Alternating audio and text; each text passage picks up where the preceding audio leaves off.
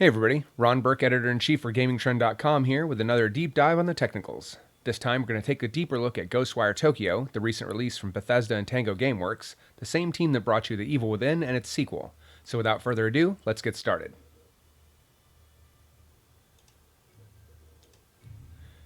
Before we get into the weeds, I want to point out something first. It's going to rain a lot in our comparison. I could wait for the exact same scene without rain, but I've done a lot of testing. That rain's going to cost you roughly 1 frame, so it's not worth mentioning.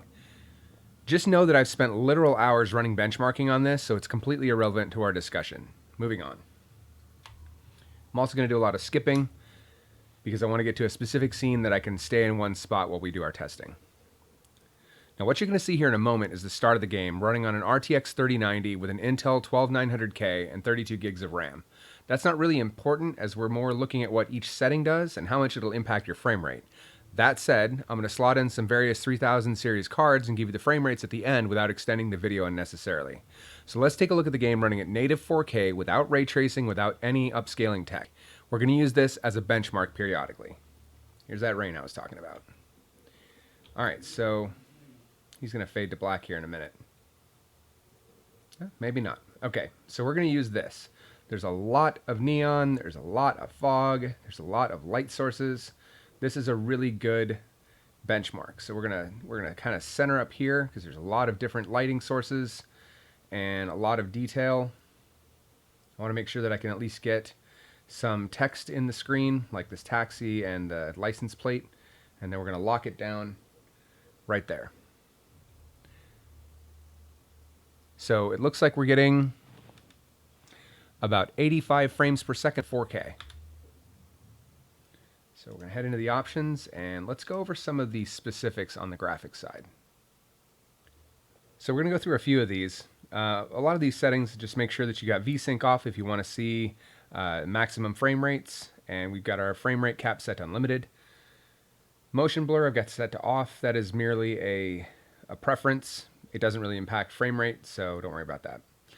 SSS, so that stands for subsurface scattering, sometimes known as subsurface light transport. It's a method for simulating light passing through objects, and it's generally for skin. So that's when you see light streaming through a scene and it impacts somebody's ear, and you can see the light source go through the ear, and it gives a more realistic look for flesh. So we'll test that and see what sort of impact that has on the frame rate. And then SSR is similar but for objects in the environment. That's going to be reflective objects like puddles, glass, the sides of buildings, the sides of cars. So we're going to tinker with those and see what sort of frame rate differences we see. So we're going to leave that on high in cinematic. We got 85, 84 frames per second. So we're going to drop this to low. And we'll save, go back to our scene. Looks like that got us to about 83 frames per second. Not really a meaningful difference. All right, we'll go back in. And we're going to set that to off. Save and go back to our scene. Looks like we popped back up to 87 or 88. So a handful of frames, maybe 3 frames for that, and no real visual difference that I can see.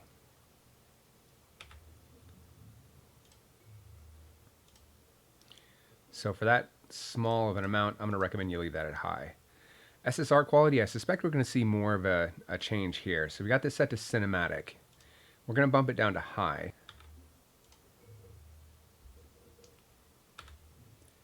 And wow, okay. So we're still at that 83, 84. No real difference.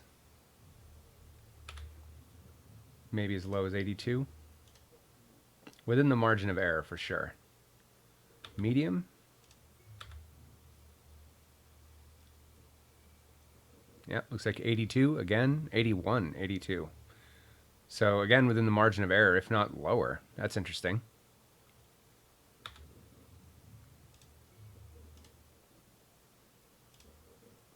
Low.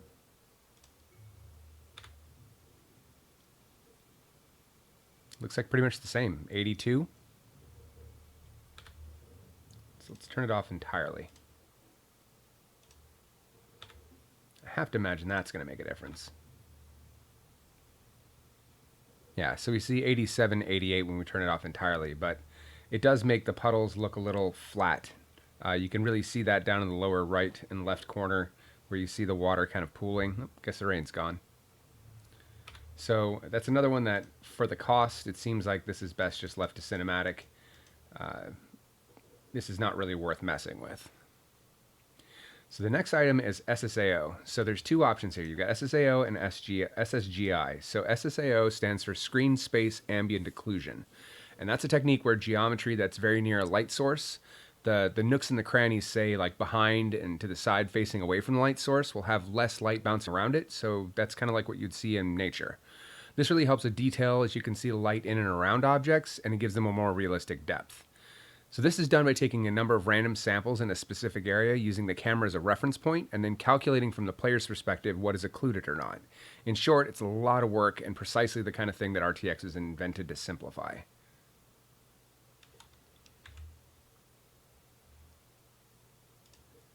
The second one here is SSGI, and that's an Unreal Engine exclusive lighting system. SSAO is an open-sourced OpenGL lighting system, and it stands for Screen Space Global Illumination, and that looks to supplement baked-in lighting with indirect lighting to create a more natural-looking light. So this is the light streaming in from the skylight in a scene, for example, or coming in from through a window. So these lights are usually dynamic, and they'll occlude through objects and bend around shapes realistically, albeit at a cost. So let's see what that cost is. So we're going to set it to SSAO, which was the default. And looks like we're sitting at what, 80, 81? And we're back to our nice, wonderful reflections. Don't worry, I'll be moving around in some of these scenes just to kind of test where we are. Because it's one thing to look at a still, it's another thing to do it in motion. But, oh, I'm sorry, that's 91. So we're at 91, 92. So we're going to go into graphic options again, and we're going to set it to SSGI. So this is the open source global illumination tech. So we see that drop to, looks like around 84, if I'm reading that right. Oh, 64, sorry. It's hard to see up in that corner, but yeah, 64. So that's a pretty significant drop. So it seems like the right choice here is definitely to leave it on the default and run with SSAO. The next setting is shadow map quality, and it's essentially the quality of the shadows, as you might probably expect. If you drop this to lower settings, you'll start to see jagged edges, especially if you zoom in. So we're going to play with that and see what sort of performance differences we see. So right now it's currently set to high. We've already got a benchmark at that, but let's go ahead and make sure we've got our stuff saved here, and we're looking at, looks like 90 to 91 for the current frame rate. So we're going to lower that shadow map to medium and see what sort of difference it makes. Looks like we picked up one frame. Yep, seems like it's stable at 91, basically. So, seems like we're not going to get much bang for our buck for this one. But we'll drop it to low, just to be sure. Yep, another frame, 91 to 92. So, seems like this one's one that we can leave on high. So level streaming distance has a nice red warning at the bottom. So that's exactly what it sounds like. This is how much the level loads in at any one time. So obviously this 3090 has plenty of VRAM to load textures and levels into, but cards with less RAM, you might need to adjust this. When you exit the 3000 series of cards and you get into cards that have maybe 4 or 6 gigs of RAM, you may have to drop this all the way down to level 1. 2000 series can probably handle higher, but the nice part is that this is done for you automatically. So I don't normally subscribe to the auto-selected choice, but it seems kind of wise here. Just the same, we're going to go ahead and drop it down from level 4 to level 3 and see. I can't imagine this is going to affect frame rate. This is more about how much is inside the memory buffer, so you probably won't see it unless we're in motion. So yeah, there's no difference here. Just for completion's sake, we're going to go ahead and drop it all the way to level 1. I can't imagine it's going to make any difference, and it doesn't. Now, this will be crucial when you're running around and you don't have enough texture memory to handle everything on the screen. you'll want to adjust this. But again, realistically, it's probably going to give you what's appropriate for your card anyway. Texture streaming quality is set to auto, so we're going to play with that and see what difference it makes. But again, it's precisely what it sounds like. It's the quality of the textures that stream in. So let's play with it and see how it affects anything. So right now it's set to auto. So we'll look at the benchmark. We've got everything reset back to high and cinematic from before. So it looks like we're sitting at around 83, 84 frames per second. Oh, there's our rain again, which dropped it from 83 to 82, just like I said it would. All right, so let's go in and poke at this texture streaming quality. Cinematic is the highest. I already know that that's what the auto is, so we're going to drop it to high. So we see really no appreciable difference. We're still sitting at 82 pretty solidly.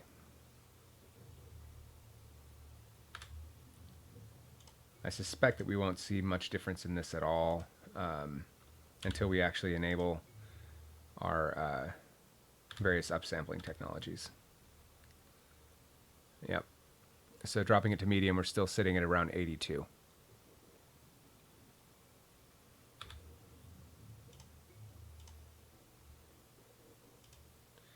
Just being thorough again, I imagine we're not going to see a difference. 82, 81. Yep, pretty consistently.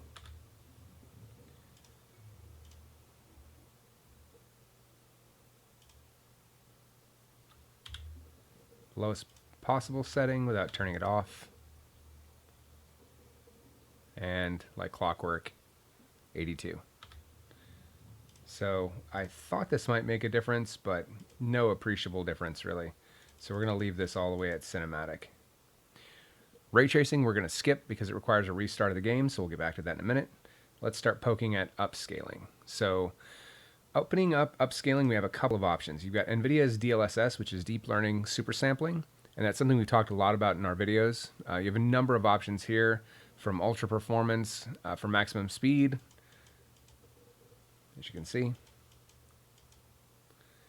So ultra performance is maximum speed. Performance is a little bit closer to quality, but balanced is right in the middle. And quality is for the best possible image quality while still providing all those free frames.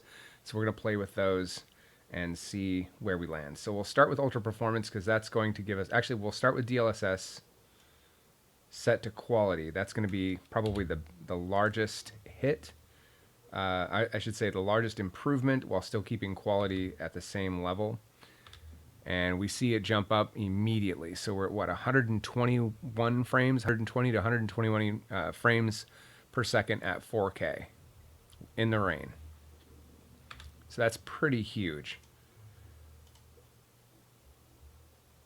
And it's a great starting point.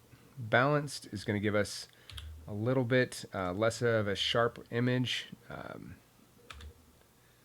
going to let this run on quality for a minute so we can get a little bit of a benchmark, so I can put these side by side for you.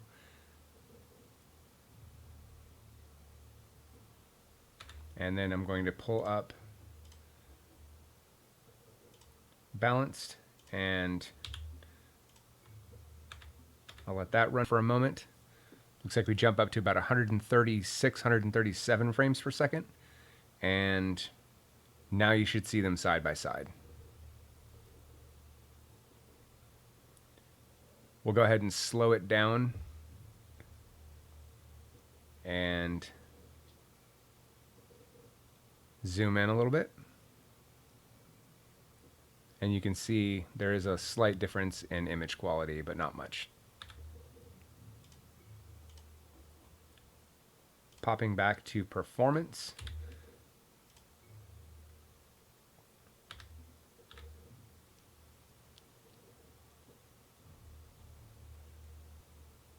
Performance jumps our frame rate up to over 150, so we're at 153, 154 frames per second.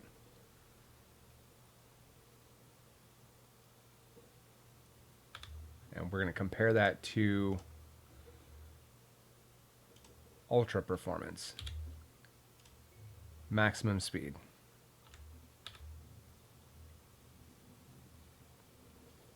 At this point, it's fairly ludicrous. We're at 175 frames per second at 4K. We'll pick up a few more. We're at 176, 177 because the rain stopped. So now we'll side by side them with the native 4K. Here is the 4K next to the native 4K. And I should say the 4K at ultra performance next to the native.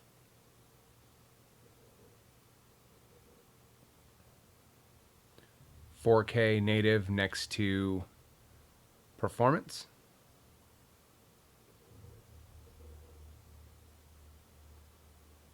Native 4K next to balanced. And native 4K next to quality. The last option is uniquely AMD, and that is FSR. So FSR is Fidelity FX Super Resolution, and it's AMD's upscaler. And I know I'm going to get hate for this, but from what I've seen of FSR so far, it is not as clear or as fast as DLSS, but I'm willing to be made a fool. So let's go ahead and test it out and see what sort of impact it has on frame rate and image quality.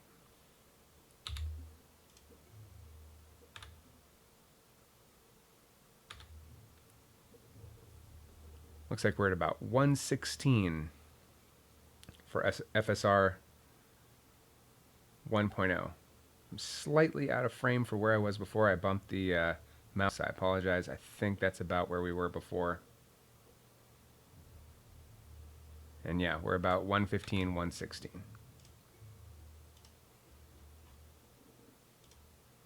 Bumping down to quality. We see that climb to about 138, 139, oh, 140. Heading down to balanced, we should see that jump again. So we're in the 160s, 163, 164.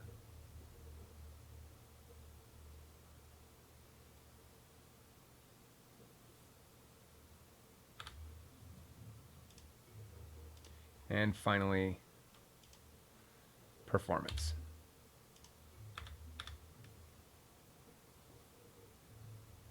So look at that. We're almost at 200 frames per second. So fret not if you're not sporting a NVIDIA card. AMD cards can do just fine using their tech.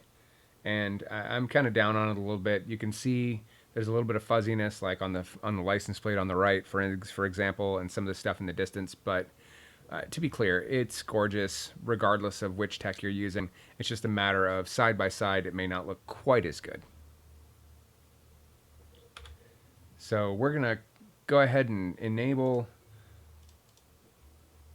ray tracing. We'll turn off our upscaling, and we're going to run some more tests. Be right back after a quick client reboot. So here we are at the rain again. RTX is enabled, and wow, does that have an impact on frame rate. We are down to 31 frames per second at 4K. So pretty expensive to enable that real-time lighting, but man, is it gorgeous. It looks fantastic. So let's start playing with settings.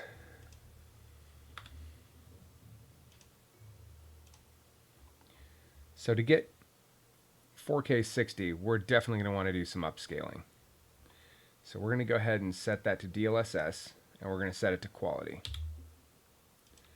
So this is the best possible image quality while still keeping real-time lighting. And it looks like DLSS gets us pretty close to that 4K 60 mark that we like to see. So we're at 54 frames per second. And so those previous things that maybe gave you a handful of frames here or there could probably make a difference. But take a look at those puddles down at the bottom of the screen. I mean, those look fantastic. It does make a big difference.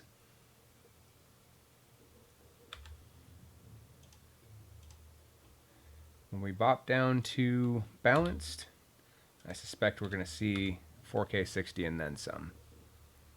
Yep, 65. Yep, 65. So there you go. One small bump and you're at 4K 60. If you're on a less powerful card, which, I mean, let's be honest, most people probably are, you now know which things to tweak, but DLSS is probably going to give you more than enough wiggle room to get exactly the kind of image quality that you want. So we're at 77 frames per second at balanced. At performance.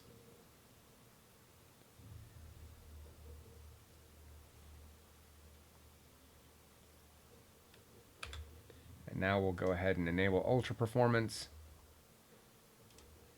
and see how high this goes. So here it is, 4K, all the bells and whistles, RTX turned on, 111 frames per second, 112 in the rain. So now the test. We're going to go ahead and drop this down to quality. So we have, or I should say, or up to quality, depending how you look at it. Everything else is turned all the way up. I've got motion blur turned off because motion blur is terrible. Let's go run around.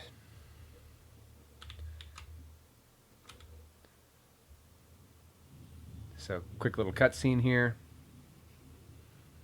Seeing down into the 40s as more high texture characters come in.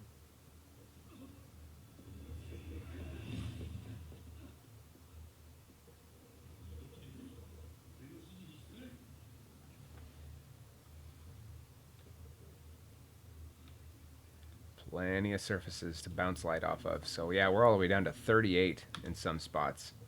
So that's not going to fly. So we're going to go ahead and bump this to balanced. Now we're at 52, so we're probably good now.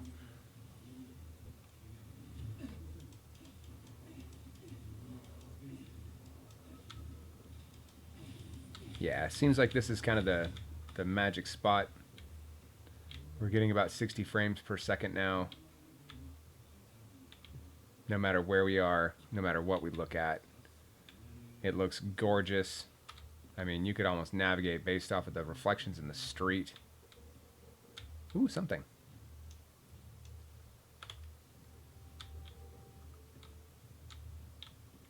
I mean, no matter how fast I move this screen, it doesn't seem to matter.